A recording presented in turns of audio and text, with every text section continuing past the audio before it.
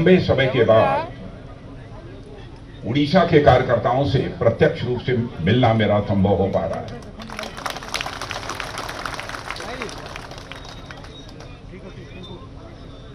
और इस उड़ीसा के साथ मेरा एक भावनात्मक लगाव है। भावनात्मक लगाव इसलिए मैं कह रहा हूं, 2006 में जब मैं भारतीय जनता पार्टी का राष्ट्रीय अध्यक्ष था, उस समय देश में कांग्रेस की सरकार थी। आतंक, असुरक्षा का सारे देश भर में माहौल था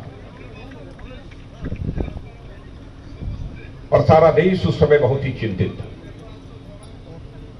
हमारी पार्टी ने यह फैसला किया, यह जो सुरक्षा का संकट सारे देश में पैदा हुआ है, उसको लेकर जन सामान्य में जागरूकता करने और इसके खिलाफ एकजुट होकर खड़े होने के लिए, लोगों का आह्वान करने के लिए हम लोग एक भारत सुरक्षा यात्रा निकालेंगे।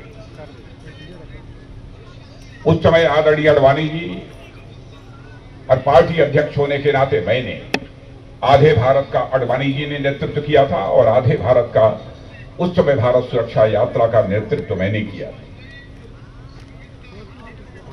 और मैंने उस समय यह फैसला किया कि यदि मैं भारत सुरक्षा यात्रा का प्रारंभ करूंगा तो मैं किसी अन्य प्रदेश से नहीं करूंगा, बल्कि बाबा जगन्नाथ की धरती में उड़ीसा से ही अपनी यात्रा प्रारंभ करूंगा।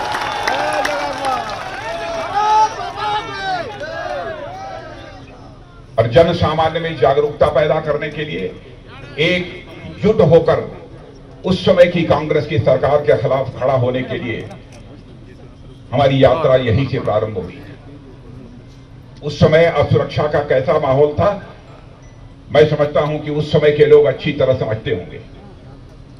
आए दिन आतंकवादी वारदातें होती थी, बड़ी संख्या में लोग मारे जाते थे, नक्सलवाद की घटनाएं होती थी, कानून और व्यवस्था के हालात बद से बदतर हो चुके थे।